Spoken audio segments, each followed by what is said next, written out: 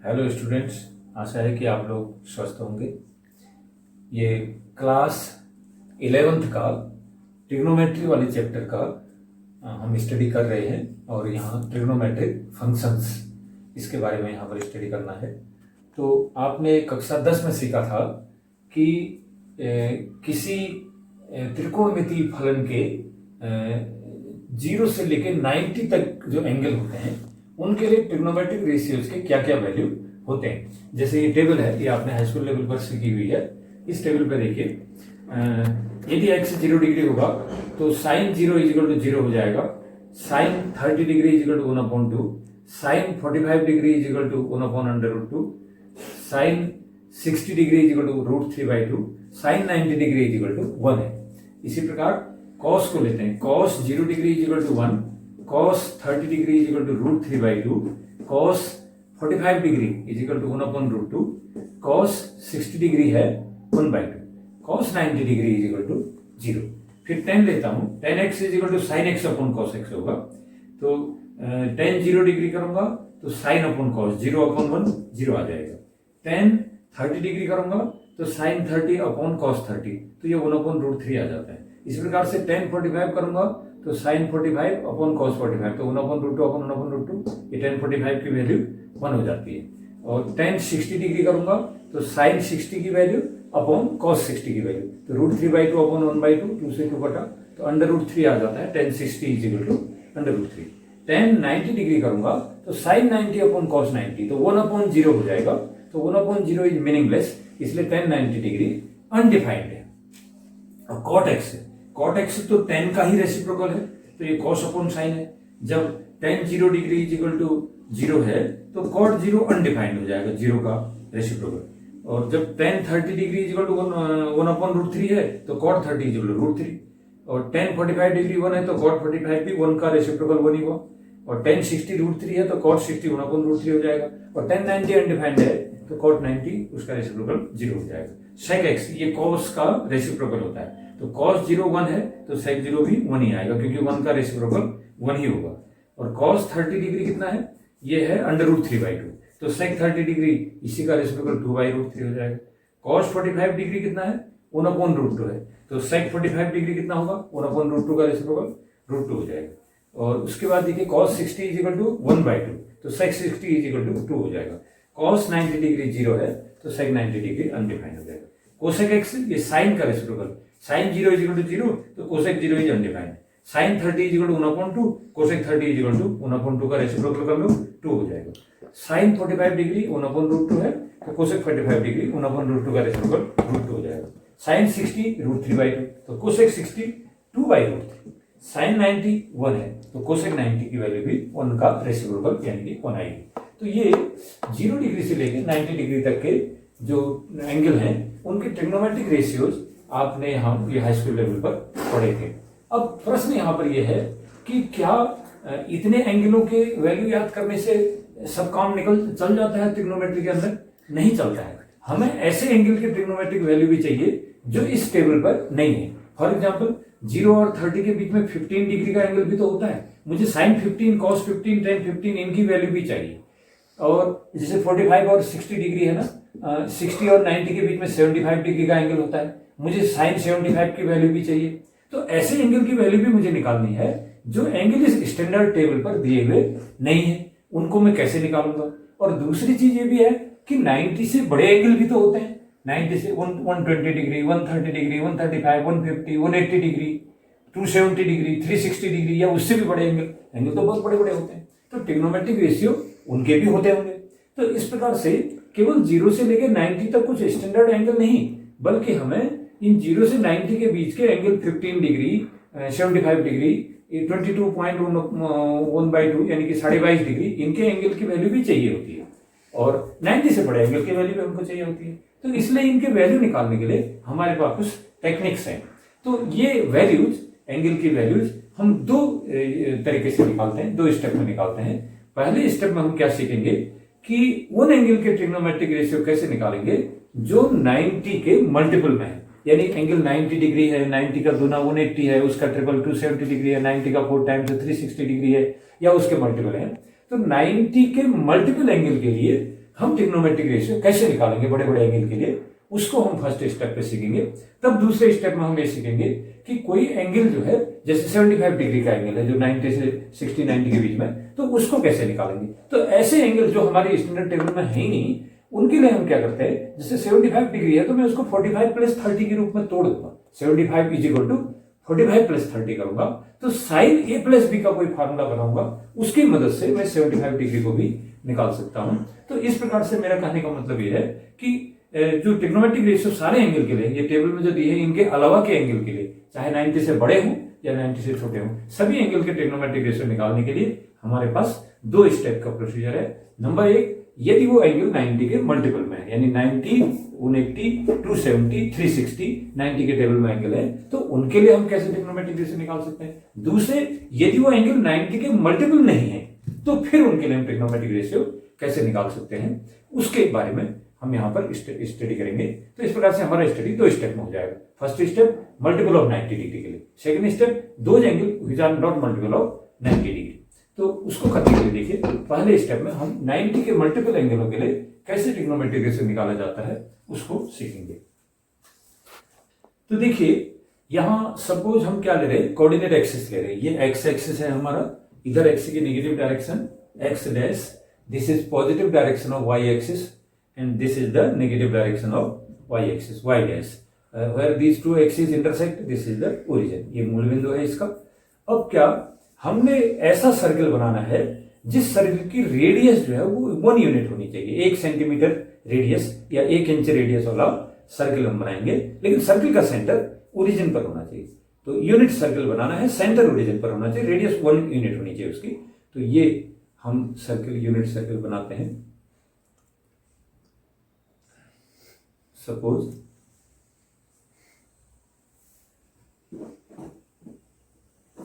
ये एक unit circle हमने ड्रॉ किया जिसका सेंटर ओरिजिन पर यानी 0,0 कोऑर्डिनेट पर इस सर्कल का सेंटर है, और रेडियस सर्कल की 1 है, रेडियस है सर्कल की 1।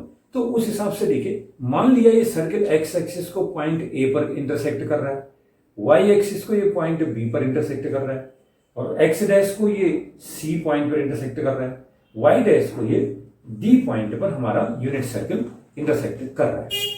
ठीक है, तो इनके कोऑर्डिनेट्स हम निकाल सकते हैं। जहां जहां ये सर्कल कोऑर्डिनेट एक्सिस को इंटरसेक्ट करते हैं, इन स्थानों के कोऑर्डिनेट्स क्या आएंगे। तो जैसे यहां पर क्या कोऑर्डिनेट आएगा बताइए, एक्स कोऑर्डिनेट यहां से यहां तक 1 यूनिट के बराबर आएगा, लेकिन वाई कोऑर्डिनेट क्योंकि एक्स एक्सिस पर है तो यहां वाई कोऑर्डिनेट होता नहीं है, इसलिए 1,0 इसका कोऑर्डिनेट हो जाएगा।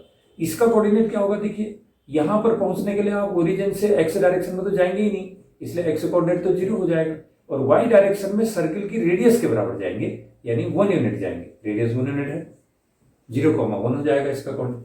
सी पॉइंट का कोऑर्डिनेट कितना आएगा, सी पॉइंट तक पहुंचने के लिए ओरिजिन से सेंटर से सी तक जाना है, तो एक्स की नेगेटिव डायरेक्शन में 1 यूनिट जाना पड़ेगा, तो एक्स कोऑर्डिनेट -1 हो जाएगा, और वाई डायरेक्शन में आपको कहीं नहीं जाना, तो इसलिए वो -1,0 सी का कोऑर्डिनेट होगा।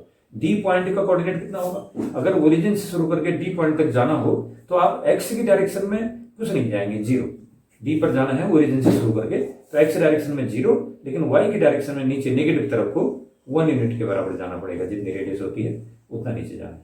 तो इस प्रकार से ये कोऑर्डिनेट हो जाएगा 0,-1। अब हम क्या करेंगे, देखिए सपोज ये कोई मूविंग पार्टिकल है ए, और ये मूव करते हुए यहां पहुंच चुका है, पॉइंट पी पर पहुंच गया, और पी पॉइंट पर इस पार्टिकल के कोऑर्डिनेट है ए, बी। पी पॉइंट पर पार्टिकल के कोऑर्डिनेट्स हैं।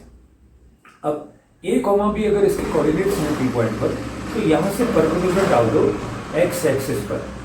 सपोज ये परपेंडिकुलर है पी एम, और सर्किल के सेंटर से पी पॉइंट को मिला दीजिए, ये रेडियस है और इसकी लेंथ 1 यूनिट के बराबर आएगी। अब चूंकि ये कोऑर्डिनेट जो है, ये कोऑर्डिनेट है ए, बी, मतलब एक्स कोऑर्डिनेट ए है, वाई कोऑर्डिनेट बी है, यानी कि इस पॉइंट तक पहुंचने के लिए ओरिजिन से एक्स डायरेक्शन में आपको ए दूरी चलना पड़ेगा, ये ए डिस्टेंस आपको चलना पड़ेगा, फिर वाई की तरफ को आपको बी डिस्टेंस चलना पड़ेगा, तब ए, बी पॉइंट आपको मिलेगा।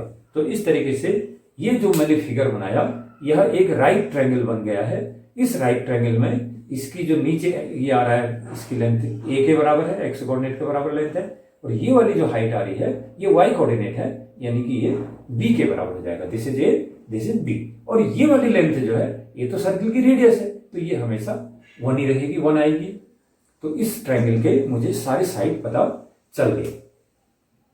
अब सपोज यहां पर जो एंगल बन रहा है ये एंगल है एक्स रेडियन।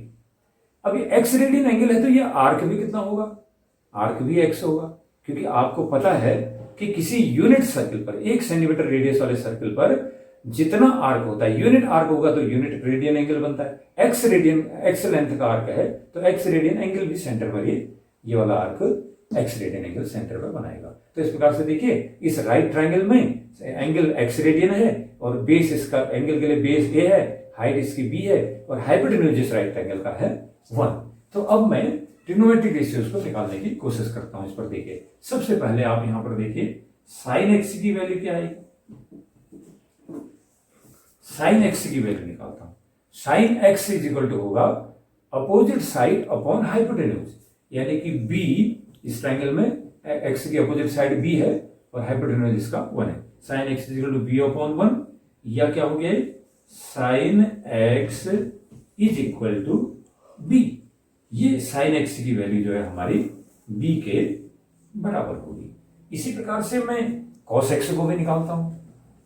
कॉस एक्स, तो कॉस एक्स क्या होगा इस राइट ट्रायंगल में, cos x is equal to adjacent side upon hypotenuse. तो एडजेसेंट साइड कितनी है एक्स एंगल के लिए, ए है, अपॉन हाइपोटेन्यूज क्या है इस राइट ट्रायंगल का 1 है। तो इसलिए cos x is equal to A upon 1, यानी कि cos x is equal to A हो गया। तो देखिए sine x is equal to तो आया बी, क्योंकि sine x is equal to opposite side upon hypotenuse किया तो sine x is equal to B upon 1, यानी कि sine x is equal to B. Cos x is equal to adjacent side upon hypotenuse यानी base upon hypotenuse, तो a upon 1 cos x is equal to a हो जाएगा हमारे पास। तो अब इन दोनों को ही पहले हम डिस्कस करते हैं, लेकिन इसके साथ साथ हम tan x को भी निकाल सकते हैं। देखिए यहां पर tan x को डिस्कस कर लेंगे बाद में। tan x कितना होता है ट्रायंगल में, tan x is equal to होता है अपोजिट साइड अपॉन बेस, यानी परपेंडिकुलर अपॉन बेस, तो b अपॉन a। तो tan x की वैल्यू हो जाएगी b upon a, tan x हो जाएगा, कॉट इसी का उल्टा आएगा। तो अब एक एक करके इसको डिस्कस करने की कोशिश करते हैं। देखिए सबसे पहले मुझे क्या निकालना है, साइन एक्स की वैल्यू बी के बराबर आएगी हमेशा, कहीं पर भी, क्योंकि ए कॉमा बी तो कोई भी पॉइंट हो सकता है, ए कॉमा बी 0,1 भी हो सकता है, ए कॉमा बी 1,0 भी हो सकता है, ए कॉमा बी -1,0 भी हो सकता है, ए कॉमा बी इसके बीच की कोई भी कोऑर्डिनेट जो संभव है वो हो सकती है। तो इस प्रकार से ए और बी किसी भी वैल्यू को गेन कर सकता है, क्योंकि ये मूविंग पॉइंट है। अब साइन एक्स की वैल्यू जो है हम निकालने की कोशिश कर रहे हैं। सबसे पहली चीज तो ये है कि ये जो बी है सर्किल का रेडियस 1 है, इस राइट ट्रायंगल में हाइपोटेन्यूज 1 है, और हाइपोटेन्यूज सबसे बड़ी साइड होती है, हाइपोटेन्यूज से बड़ी कोई साइड त्रिभुज में नहीं होती है। सबसे बड़ी भुजा यही है इसकी, और ये भुजाएं इससे छोटी होंगी, तो बी की वैल्यू 1 से छोटी आएगी ना, और ए की वैल्यू भी 1 से छोटी आएगी। तो साइन एक्स का जो मान है बी वो 1 से छोटा होगा या 1 के बराबर होगा, अधिकतम 1 हो सकता है, जैसे यहां पर 1 हो गया। देखो ऐसे cos x की भी जो मैक्सिमम वैल्यू आएगी, यानी a की मैक्सिमम वैल्यू, cos x की मैक्सिमम वैल्यू का मतलब a की मैक्सिमम वैल्यू, तो a की अधिकतम वैल्यू क्या हो सकती है 1 हो सकती है। तो दोनों की मैक्सिमम वैल्यू 1 के बराबर है। अब हम एक एक करके सारे एंगल निकालते हैं। देखिए जैसे मान लिया मैं sin 0 निकालता हूं, sin 0 कितना होगा, देखिए 90 के मल्टीपल एंगल के लिए मैं ट्रिग्नोमेट्रिक रेशियो को निकाल रहा हूं। sin 0 कितना, sin 0 इज इक्वल टू हो जाएगा, यहां पर देखिए sin x is equal to b है, तो y कोऑर्डिनेट ही इसमें sin x का काम कर रहा है। a comma b unit circle का पॉइंट है, तो sin x is equal to b का मतलब किसी भी बिंदु पर y कोऑर्डिनेट वही b की sin x की वैल्यू है, और cos x is equal to a का मतलब है कि किसी पॉइंट पर जो x कोऑर्डिनेट है a, x कोऑर्डिनेट वही cos x का वैल्यू है, कहीं पर भी ले लो। तो इसलिए sin 0 कितना आएगा, sin 0 डिग्री का एंगल तो ये है ना, तो sin 0 इज इक्वल टू हो जाएगा कितना होता है, y कोऑर्डिनेट के बराबर होता है sin, तो sin 0 y कोऑर्डिनेट क्या है यहाँ पर 0 है। तो चलो पहले एंगल डिस्कस कर लेते हैं। यहाँ कितने डिग्री का एंगल है इस बिंदु पर, यहाँ पर है हमारा 0 एंगल है। तो ये पूरा जो सर्कुलर आर्क होता है कंप्लीट, इस कंप्लीट सर्कुलर आर्क में 360 डिग्री का एंगल बनता है। और 360 डिग्री के एंगल के ये जो लाइनें हैं इनसे 4 बराबर हिस्से बन गए। देखो यहाँ पर ये 0 हो गया, यहाँ से यहाँ तक 90 डिग्री का एंगल आ गया, और फिर यहाँ से यहाँ तक 90 डिग्री आकर के यहाँ पर 180 डिग्री का एंगल बन गया, और यहाँ से और इधर जाके 90 और बढ़ गया तो 180 प्लस 90 ये 270 डिग्री का एंगल हो गया, और 270 से इधर आगे जाके फिर 90 बढ़ गया तो ये 360 डिग्री का एंगल हो गया। तो एक कंप्लीट राउंड में सेंटर पर 360 का एंगल होता है, लेकिन ये जो कोऑर्डिनेट एक्सिस हैं ये उस 360 के एंगल को 4 बराबर हिस्सों में तोड़ते हैं, इसलिए हर हिस्से में 90 90 90 का एंगल है। अतः ये 0 एंगल है, ये 90 डिग्री है, ये 180 डिग्री है, और इधर 270, और इधर हो जाएगा पूरा चक्कर करोगे तो 360। हम इसी एंगल को रेडियन में भी कर सकते हैं। जैसे ये पूरे राउंड का जो एंगल होता है 2 पाई रेडियन होता है। पूरे राउंड में जो एंगल होता है वो 2 पाई रेडियन के बराबर होता है। अब इस 2 पाई रेडियन के 4 बराबर हिस्से हो जाएंगे कोऑर्डिनेट एक्सिस के द्वारा। तो 2 पाई रेडियन के 4 बराबर हिस्से हो गए तो एक हिस्सा कितना आएगा 2 पाई अपॉन 4 पाई हाफ के बराबर हो जाएगा। तो इसलिए यहां से यहां तक जो एंगल है ये पाई हाफ के बराबर है। यहां से यहां तक जो एंगल है ये 180 डिग्री है, तो 180 डिग्री का मतलब पूरा पाई रेडियन के बराबर एंगल हो जाएगा। ये एंगल कितना है 270 डिग्री है, तो 270 का मतलब क्या हुआ भाई, हमने आपसे कहा था कि ये पूरा चक्कर कितना है 2 पाई का है, और एक टुकड़ा कितना होगा 2 पाई अपॉन 4, तो 3 टुकड़े आ गए ना यहाँ तक, तो ये 2 पाई अपॉन 4 का 3 गुना, 2 पाई अपॉन 4 का 3 गुना, तो 3 पाई हाफ हो जाएगा। 270 को 3 पाई हाफ कर सकता हूँ, और ये यहाँ पर पूरा चक्कर हो रहा है तो इसको मैं कर सकता हूँ 2 पाई रेडियन का एंगल। तो इस प्रकार से हमने ये जो एंगल हैं जो डिग्री वाले एंगल थे हमने इनको रेडियन में कन्वर्ट कर दिया है। तो अब हम ट्रिग्नोमेट्रिक रेशियो साइन 0 की तरह आएगा। मैंने आपको अभी बोला ना कि किसी भी पॉइंट पर जो y कोऑर्डिनेट होगा, किसी पॉइंट का जो y कोऑर्डिनेट होगा वही साइन एक्स की वैल्यू होगा, क्योंकि sine x equal to B, B y coordinate है इसका, और cos x equal to A इसका x कोऑर्डिनेट है, तो इसलिए cos x की वैल्यू x कोऑर्डिनेट के बराबर, sin x की वैल्यू y कोऑर्डिनेट के बराबर। तो साइन 0 देखिए 0 डिग्री के एंगल पर x ये y कोऑर्डिनेट कितना है 0 है, तो साइन 0 इक्वल टू 0 हो गया। और 90 डिग्री पर जो है यहाँ पर 90 डिग्री का एंगल या पाई हाफ भी कर सकते हैं इसको। यहाँ पर y कोऑर्डिनेट कितना है, x कोऑर्डिनेट 0 है, y कोऑर्डिनेट 1 है, तो y कोऑर्डिनेट ही तो साइन b की वैल्यू होता है, तो इसलिए साइन 90 कितना हो गया, साइन 90 या sine pi half this is equal to 1 आ गया। देखिए अब 90 के बाद फिर इधर आ रहे हैं 180 डिग्री पर, जिसको पाई रेडियन भी कर सकते हैं, साइन पाई रेडियन या 180 डिग्री। ये कितना आएगा, अभी बोला ना कि y कोऑर्डिनेट ही साइन की वैल्यू है, तो यहां पर y कोऑर्डिनेट कितना है, x कोऑर्डिनेट -1 है, y कोऑर्डिनेट 0 है, तो साइन पाई की वैल्यू 0 हो जाएगी। अब इसी प्रकार से देखिए यहां पर का एंगल ये कितने डिग्री है 270 डिग्री है, जिसको मैं क्या कर सकता हूं 3 पाई अपॉन 2 रेडियन। तो साइन 3 पाई अपॉन 2 रेडियन कितना हो जाएगा, sine 3 pi upon 2 radian is equal to हो जाएगा, देखिए यहां पर x कोऑर्डिनेट 0 है, y कोऑर्डिनेट -1 है, और y कोऑर्डिनेट ही साइन x की वैल्यू है, इसलिए sine 3 pi by 2 is equal to y coordinate इस वैल्यू का कितना है -1 है। और लास्ट में है हमारा साइन 2 पाई, ये पूरा राउंड हो गया, देखो ये 2 पाई का एंगल हो गया यहाँ पर, तो साइन 2 पाई कितना होगा, y कोऑर्डिनेट क्या है यहाँ पर 0, तो साइन 2 पाई की वैल्यू कितनी हो जाएगी 0। तो इस प्रकार से 90 के मल्टीपल एंगल के लिए हमने इस यूनिट सर्कल की सहायता से ट्रिग्नोमेट्रिक रेशियो निकाल दिए। कैसे, sine 0 equal to 0, sine pi half equal to 1, sine pi equal to 0, sine 3 pi half equal to -1, sine 2 pi equal to 0। कैसे निकाले, हमने कहा कि क्योंकि ये जो हमने निकाल रखा था यहाँ पर ना, sine x is equal to B upon 1 is equal to B, और cos x is equal to A upon 1 is equal to A. तो इसलिए मैंने आपसे कहा था कि एक्स कोऑर्डिनेट ही कॉस एक्स की वैल्यू है और y कोऑर्डिनेट ही sin x की वैल्यू है। तो किसी भी पॉइंट पर आप वैल्यू निकालें तो y कोऑर्डिनेट निकालेंगे, उसका कितना है वही तो sin x हो जाएगा ना, y कोऑर्डिनेट। तो इसलिए sin 0 equal to 0, sin 90 degree equal to 1, sin 180 degree equal to 0, sin 270 degree equal to -1, और sin 360 डिग्री या sin 0 this is equal to 0। ये हो गया। ऐसे ही मैं cos को निकाल सकता हूं, देखिए, क्योंकि cos x की वैल्यू क्या है, जो यूनिट सर्कल के जो कोऑर्डिनेट्स हैं उसका x कोऑर्डिनेट ही cos x की वैल्यू है, क्योंकि ये a, b, a x coordinate है, b y कोऑर्डिनेट, तो cos x is equal to a x coordinate. तो इसलिए देखिए cos 0 कितना हुआ, cos 0 का मतलब वहां 0 एंगल पर x कोऑर्डिनेट का वैल्यू cos 0 1 होगा।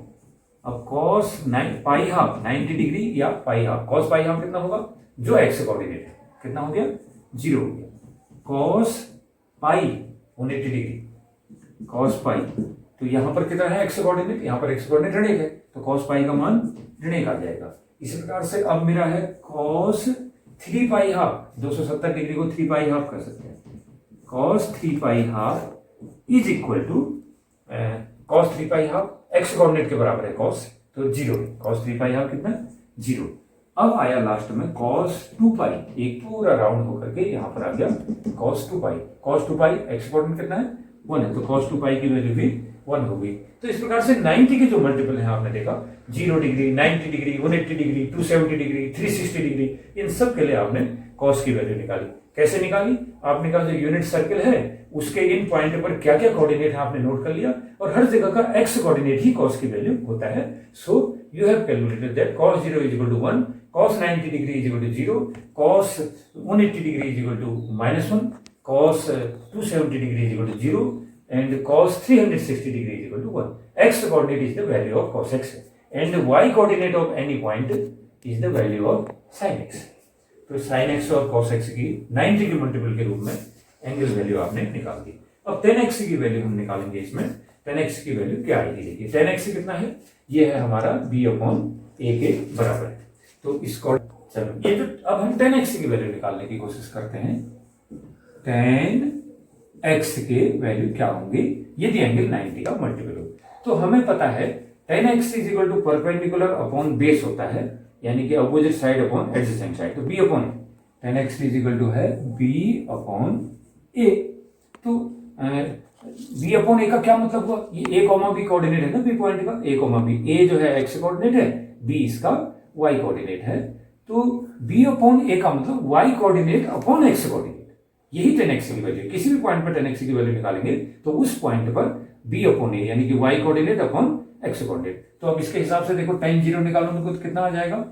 tan 0 करूंगा 0 radian is equal to y coordinate upon x coordinate b upon a comma b upon a।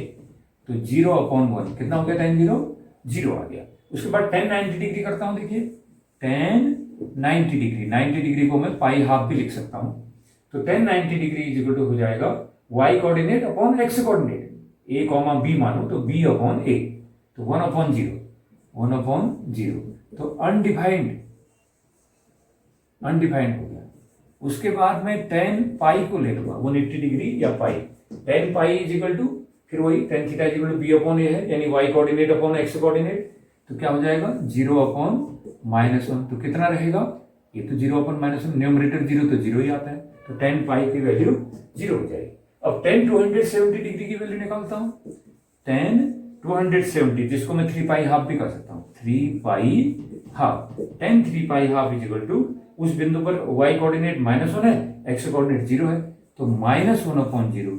तो दिस इज अगेन अनडिफाइंड, क्योंकि नीचे से 0 हो गया तो डिफाइंड नहीं है, अनडिफाइंड, या डिफाइंड है tan 3 pi half.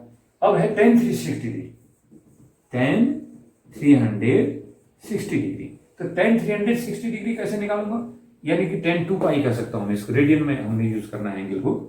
tan 2 pi is equal to, तो 2 पाई जहां पर एंगल है उसके सामने कोऑर्डिनेट है 1,0 और tan थीटा की जो वैल्यू है y coordinate upon x coordinate के बराबर है, तो 0 अपॉन 1। अब न्यूमरेटर 0 तो पूरी वैल्यू भी 0 हो जाती है, तो tan 2 पाई की वैल्यू 0। तो इस प्रकार से आपने देखा 0 से लेकर मतलब 90 के जो मल्टीपल एंगल है जिसको हम क्वाड्रेंट एंगल भी कहते हैं, तो ये 90 के मल्टीपल एंगल्स के लिए tan थीटा की वैल्यू निकाली।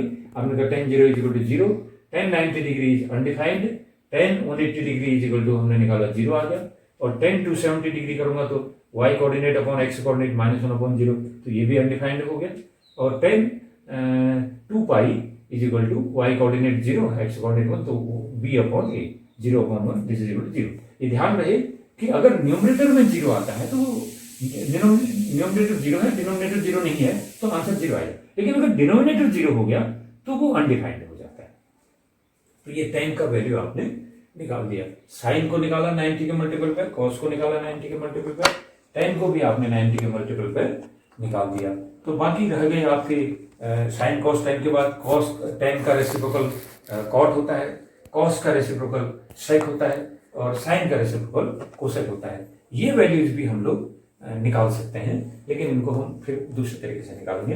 अब हम इसमें एक चीज और सीखते हैं कि अगर ये साइन की जो वैल्यू है 2 पाई तक तो हमने ले ली, तो हमने ये भी कहा था कि ये एंगल 2 पाई से बड़ा भी हो सकता है, एंगल 2 पाई से बड़ा भी हो सकता है। जैसे मान लिया ये एंगल 2 पाई से x जाए, तो ध्यान रखिए यहां पर कितना एंगल था, ये 0 रेडियन था। यहां से यहां तक का कितना एंगल है, ये x रेडियन है, x रेडियन एंगल है। अगर मैं यहां से ये पूरा चक्कर चले जाता हूं, यहां से स्टार्ट करके एक पूरा चक्कर घूम लेता हूं, तो कितना एंगल हुआ, ये 2 पाई रेडियन का एंगल हो गया पूरे चक्कर में। और उसके बाद x और आगे चले जाऊं तो क्या एंगल बनेगा, 2 पाई प्लस x एंगल बनेगा। यहां से शुरू करो, एक पूरा चक्कर घूमो तो एंगल 2 पाई हो जाएगा पूरे चक्कर में। फिर x रेडियन और आगे बढ़ो तो ये एंगल 2 पाई प्लस x हो गया। आप 2 पाई प्लस x घूम गए, तो 2 पाई प्लस x घूम जाने पर आप उसी जगह में पहुंच गए जहां पर आप पहले से थे। तो इसलिए हम ये कह सकते हैं कि 2 पाई प्लस x के लिए ट्रिग्नोमेट्रिक रेशियो वही आएगा जो इनिशियली आ रहा है 2 पाई को न लेने पर। तो इस तरीके से साइन 2 पाई प्लस x अगर मैं एंगल कर लूं,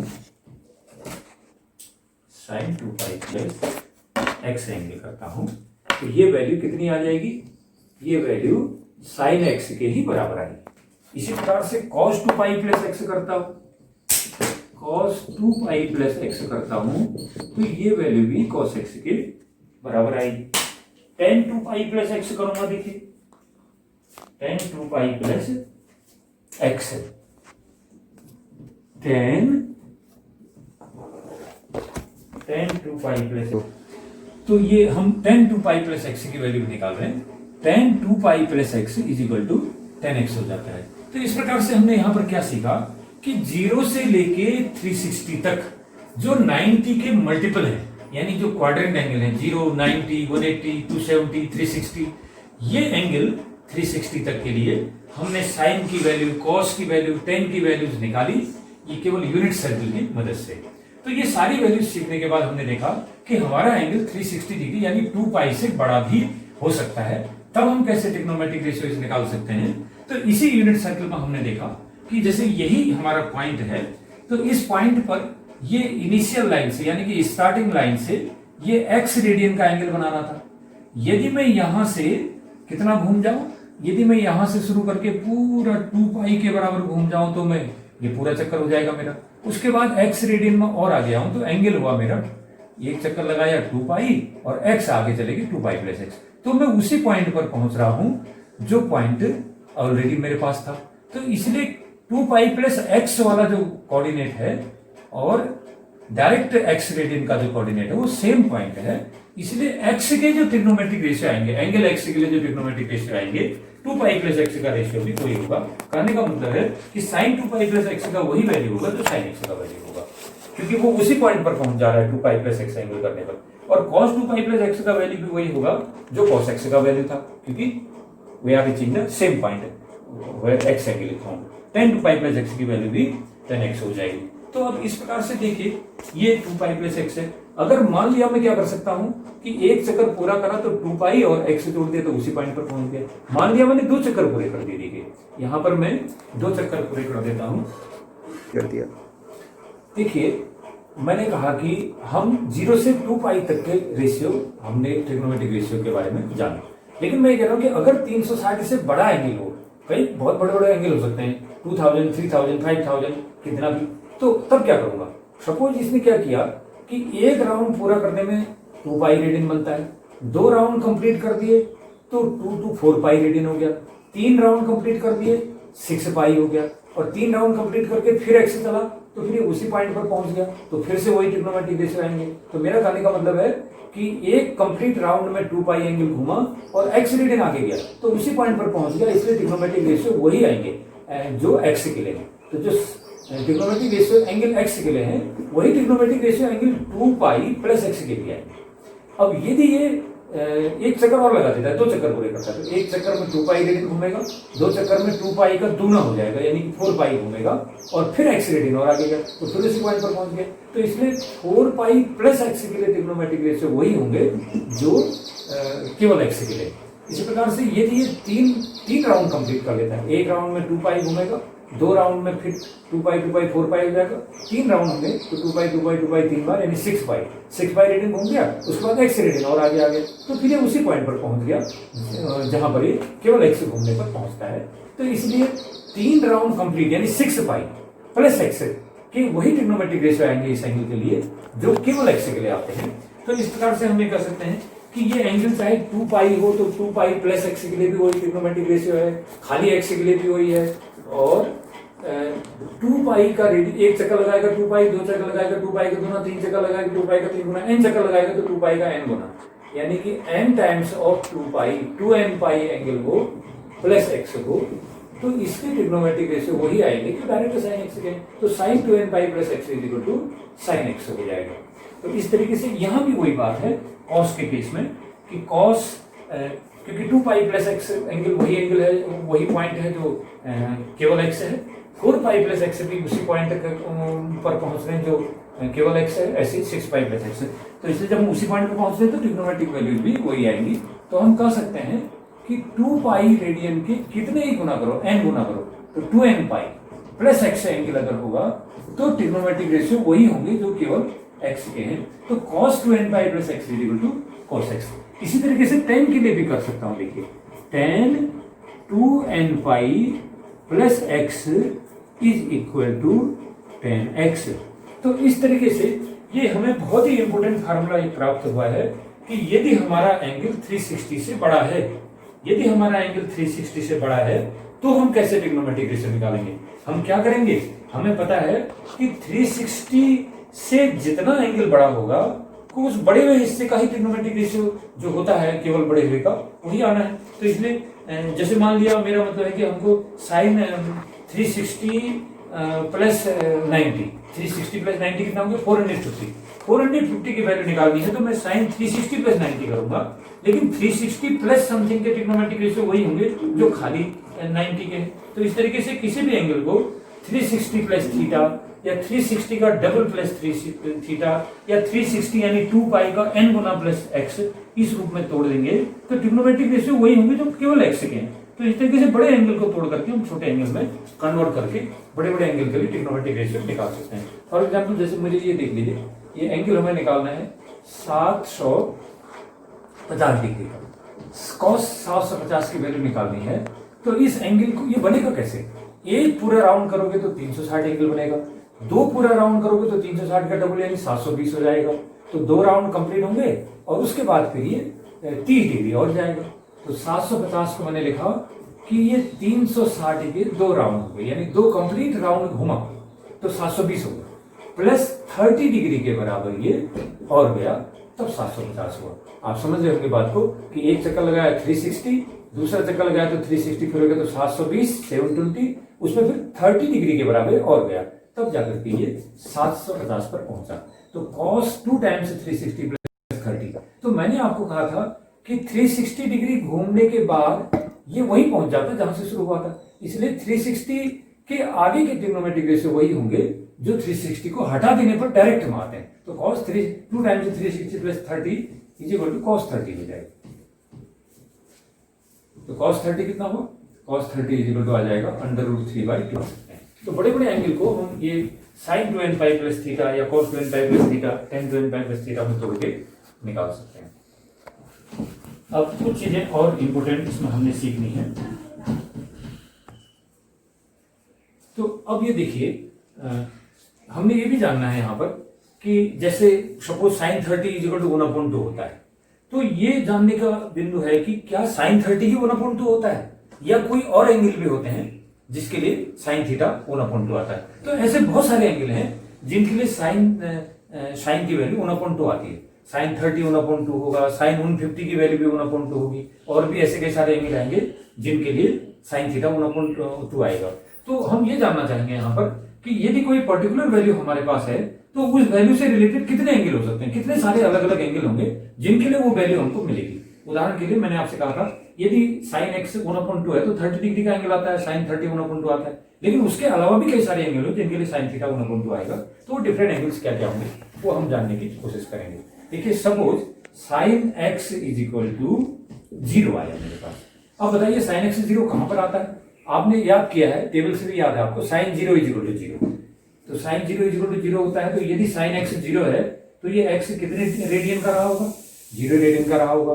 और साइन 0 कहां पर आया, इस ग्राफ में आप देखिए जो यूनिट सर्कल बना रखा है, मैंने आपसे कहा था कि b is equal to sine x आया था मेरे पास, अर्थात कहीं का भी जो y कोऑर्डिनेट है वही साइन एक्स की वैल्यू है।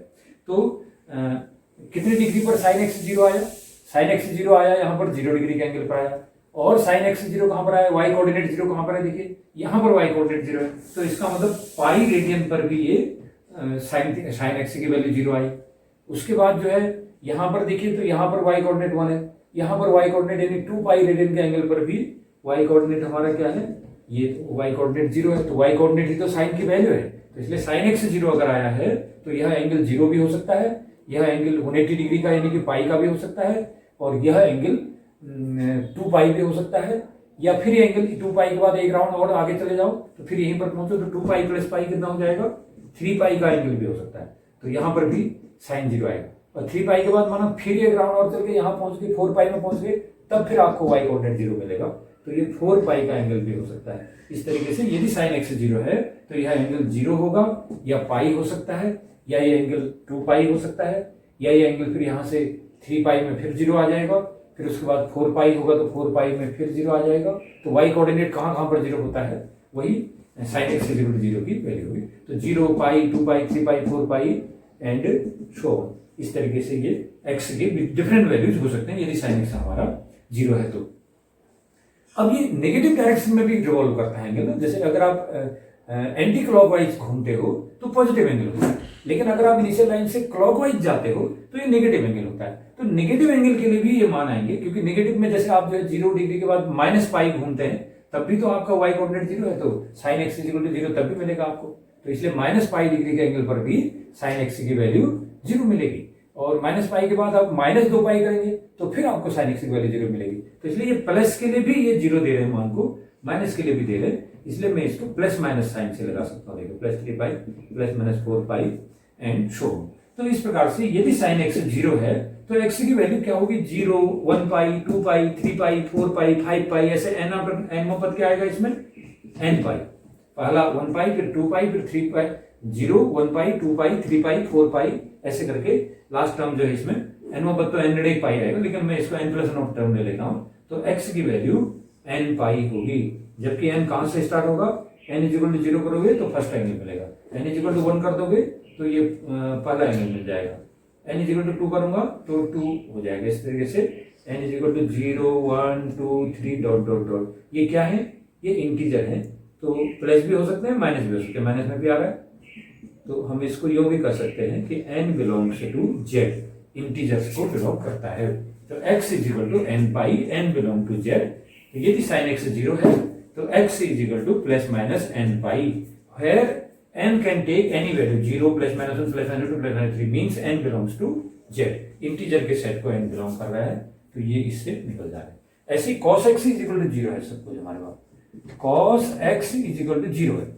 तो अब आप देखिए cos x 0 कहां कहां पर आता है, हमने इस चित्र में देखा था कि cos x is equal to होता है base upon hypotenuse a upon 1, cos x is equal to a upon 1 मतलब a था, अर्थात x कोऑर्डिनेट ही cos x की वैल्यू होती है, किसी भी पॉइंट पर x कोऑर्डिनेट यूनिट सर्कल में x कोऑर्डिनेट ही cos x का वैल्यू होता है। तो अब आप देखिए cos x is equal to 0 का मतलब x कोऑर्डिनेट कहां कहां पर 0 है, वहीं पर उस एंगल पर ही cos x 0 होगा। तो किस एंगल पर cos x की वैल्यू 0 है, देखिए x कोऑर्डिनेट कौन से एंगल पर 0 है, फर्स्ट कोऑर्डिनेट, तो यहाँ पर फर्स्ट कोऑर्डिनेट 0 है, तो इसलिए cos x अगर 0 है तो ये एंगल x कितना होना चाहिए, या तो ये होना चाहिए पाई हाफ के बराबर। फिर देखिए x कोऑर्डिनेट कहाँ 0 है, यहाँ तो है नहीं, यहाँ पर फिर x कोऑर्डिनेट 0 आ गया, कितने पर, 3 पाई बाई 2 पर, 3 पाई बाई 2 एंगल पर हमारा x कोऑर्डिनेट फिर से 0 आ गया, तो यहाँ पर cos x 0 हो गया।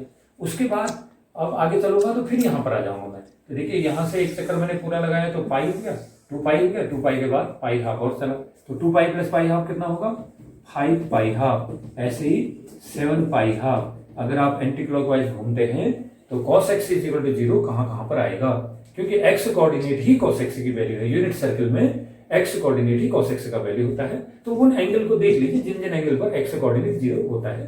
तो पाई हाफ पर 0 होता है, इसलिए यदि cos x 0 है तो एक्स पाई हाफ होगा, और जो है एक्स 3 पाई हाफ हो सकता है, या फिर 3 पाई हाफ के बाद आगे चले 2 पाई हो गया, 2 पाई प्लस पाई हाफ यानी 3 पाई हाफ हो जाए, 5 पाई हाफ। उसके बाद फिर 5 पाई हाफ में फिर इधर और चले जाइए, एक्स कोऑर्डिनेट 0 इधर फिर आ जाएगा 7 पाई हाफ एंड सो ऑन। अगर आप क्लॉकवाइज चलते हैं तो माइनस एंगल होगा, उसके लिए भी यही बात आएगी। तो इसलिए ये plus minus plus minus plus minus करके ये एंगल की वैल्यू होगी। यदि cos x 0 है तो x pi half plus minus pi half plus minus 3 pi half plus minus 5/2 pi half plus minus 7/2 pi half करके निकलेगा। अब ये जनरल वैल्यू क्या आएगी इसकी, कि हम सारे मानों को एक ही सूत्र से रिप्रेजेंट करें, तो जनरल फार्मूला इसका आएगा x इक्वल टू कितना आ जाएगा 2n प्लस 1 टाइम्स पाई हाफ, जहां n क्या होगा 0 1 2 3 4 and so on, plus minus 1 plus minus 2 plus minus 3 plus minus 4 and so on. तो इस तरीके से n इक्वल टू 0 रखूंगा तो ये पाई हाफ बचेगा, देखो n 0 पहला एंगल हो जाएगा। n इक्वल टू 1 रख दूंगा तो 2 1 जा 2 3 पाई हाफ बन जाएगा।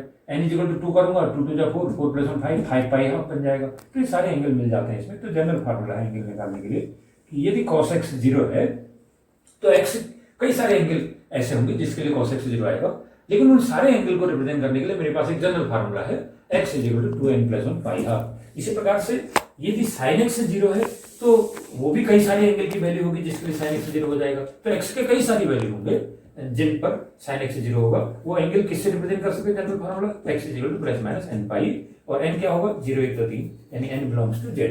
यहाँ पर भी n क्या है 0 1 2 3, हम इसको कर सकते हैं n belongs to z। z क्या है इंटीजर का सेट है, z इक्वल टू होता है 0 1 2 dot dot -1 -2 dot dot dot, integer के सेट को z कहते हैं। तो मैं इंटीजर ही तो रख रहा हूँ, 0 plus minus 1 plus minus 2 plus minus 3 plus minus 4 में रख रहा हूँ। तो इसलिए सभी इंटीजर n की सारी इंटीजर वैल्यूज के लिए यदि cos x 0 है तो x की value 2n plus 1 pi half के बराबर आएगी। तो बहुत सारे एंगल होंगे जिनके लिए cos x 0 आएगा। इसी प्रकार से बहुत सारे एंगल होंगे जिनके लिए sin x 0 आएगा, और उन x की वैल्यू को हम x equal to plus minus n pi formula से लिख सकते हैं। इसमें n के इंटीजर वैल्यू रखेंगे, उससे हमको डिफरेंट डिफरेंट एंगल्स मिलते जाएंगे जिनकी sin x 0 होगी, ये बात। और इसी प्रकार से tan x के लिए भी आएगा। देखिए tan x, यदि tan x 0 है तो कौन कौन से एंगल ऐसे होंगे जिनके लिए tan x 0 आएगी, तो उनको निकालने की कोशिश करते हैं। आपने tan x की वैल्यू को क्या सीखा था, आपने tan x को सीखा था इसी में देखिए यूनिट सर्कल में ट्रायंगल जो है tan x is equal to opposite side upon base, तो b upon a, tan x is equal to b upon a। b upon a का मतलब y coordinate upon x coordinate होता है tan x की value. तो मुझे tan x 0 चाहिए। tan x 0 कब आएगा, जब मेरा ये जो न्यूमरेटर 0 हो जाए। tan x 0 होने का मतलब न्यूमरेटर का 0 होना, b का 0 होना। तो जहां पर y कोऑर्डिनेट 0 होगा वहीं पर tan x हमारा 0 हो जाएगा। तो कहां पर है y कोऑर्डिनेट 0, इधर y कोऑर्डिनेट 0 है, तो इसका मतलब 0 डिग्री के एंगल पर y कोऑर्डिनेट 0 है, इसलिए वहां पर tan x भी 0 होगा, क्योंकि हमने निकाला जहां पर b 0 होगा, अर्थात जहां पर y कोऑर्डिनेट 0 होगा वहीं पर tan x 0 होगा, क्योंकि 0 अपॉन a इक्वल टू 0। तो tan x 0 होगा, तो इसका मतलब कहां पर 0 होगा, यदि ये एंगल 0 डिग्री है, y कोऑर्डिनेट 0 होगा तो tan x भी 0 होगा। तो ये है, और यहां पर y कोऑर्डिनेट 0 नहीं, यहां पर y कोऑर्डिनेट 0 है तो ये tan पाई भी 0 आ जाएगा, पाई के एंगल पर भी tan x 0 आएगा। फिर इधर y कोऑर्डिनेट है, इधर y कोऑर्डिनेट फिर 0, तो 2 पाई एंगल पर भी ये y कोऑर्डिनेट 0 हो रहा है तो tan x 0 हो जाएगा। 2 पाई एंगल के बाद फिर आपके पास जो y कोऑर्डिनेट यहां पर 0 आया, तो कितना हो गया 2 पाई, तो एक चक्कर हुआ था, पाई और जुड़ गया तो 3 पाई, ऐसे करके आगे को भी आ जाएगा पॉजिटिव डायरेक्शन में यदि आप घूम रहे हैं पॉजिटिव एंगल। किंतु यदि आप नेगेटिव एंगल घूम रहे हैं तो तब भी वही चीज आएगी, इसलिए ये वैल्यू हो जाएगी plus minus pi plus minus 2 pi plus minus 3 पाई। इस प्रकार से x की वैल्यू होंगी यदि tan x 0 होगा। तो जनरल वैल्यू क्या आएगी इसकी, देखिए 0 1 पाई 2 पाई 3 पाई क्या हो जाएगा प्लस माइनस n पाई। तो 3 वैल्यूज हमने सीखी। यदि sin x 0 है तो x की वैल्यू प्लस माइनस n पाई होती है, यदि tan x 0 है तो x की वैल्यू प्लस माइनस n पाई होती है, यदि cos x 0 है तो x की value 2n plus 1 pi half के बराबर होती है। बाकी जो 90 के मल्टीपल एंगल थे उनके लिए हमने ट्रिग्नोमेट्रिक रेशियो निकालना यहाँ पर सीखा था।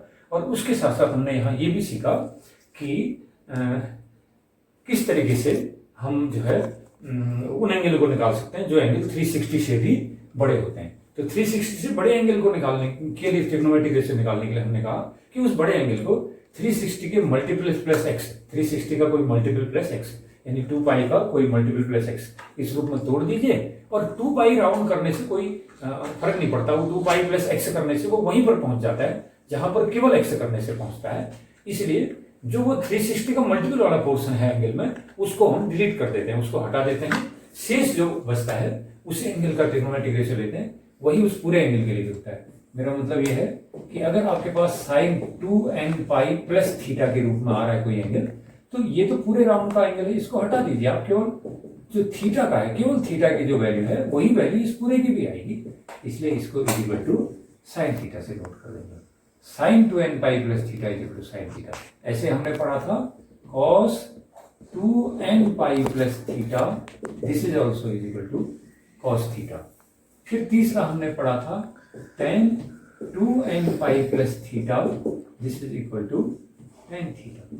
इसलिए कोई एंगल खाली थीटा हो या वो 2n पाई प्लस थीटा हो, ट्रिग्नोमेट्रिक रेशियो सेम रहते हैं। क्योंकि मैंने आपको बोला था कि एक राउंड में 2 पाई एंगल बनेगा और x और बढ़ जाओ तो 2 पाई प्लस एक्स एंगल होगा। लेकिन 2 पाई प्लस एक्स एंगल और केवल एक्स एंगल घूमने पर वो उसी पॉइंट पर पहुंच रहा है, केवल एक्स घूमने पर भी उसी पॉइंट पर पहुंच रहा है। और 2 पाई एंगल कवर करके एक्स और जाने पर 2 पाई प्लस एक्स जाने पर भी उसी पॉइंट पर पहुंच रहा है। इसलिए 2 पाई प्लस एक्स के ट्रिग्नोमेट्रिक रेशियो वही आएंगे जो केवल एक्स के आते हैं। इसी प्रकार से 2n पाई प्लस एक्स के ट्रिग्नोमेट्रिक रेशियो वही आएंगे जो केवल एक्स एंगल के आते हैं। इसलिए कहा sine 2n pi plus theta is equal to sine theta.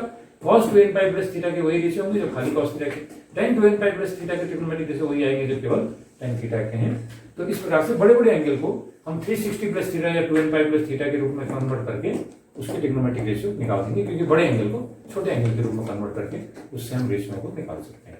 तो इस वीडियो में इतना ही। अगली वीडियो में हम ये जानने की कोशिश करेंगे कि किस प्रकार से मल्टीपल एंगल यानी कि जो 0 से 90 के बीच में एंगल हैं और लेकिन वो उस स्टैंडर्ड टेबल में जो हाई स्कूल में हमने सीखी थी उसमें नहीं है, जैसे 15 डिग्री का एंगल और 22.5 डिग्री का एंगल या हमारा 75 डिग्री का एंगल, 7 डिग्री का एंगल, इनके लिए कैसे ट्रिग्नोमेट्री में पार्ट निकाला जाए, 36 डिग्री के लिए कैसे निकाला जाए, ये सारे एंगल के ट्रिग्नोमेट्रिक रेशियो निकालना अगले में हम सीखेंगे। उसमें किसी एंगल को 2 टुकड़ों में तोड़ा जाता है, या तो a प्लस बी में तोड़ते हैं या a माइनस बी में तोड़ते हैं। उस तरीके से हम उन एंगल के लिए भी ट्रिग्नोमेट्रिक रेशियो निकाल पाते हैं जो हमारे स्टैंडर्ड टेबल पर नहीं होते हैं।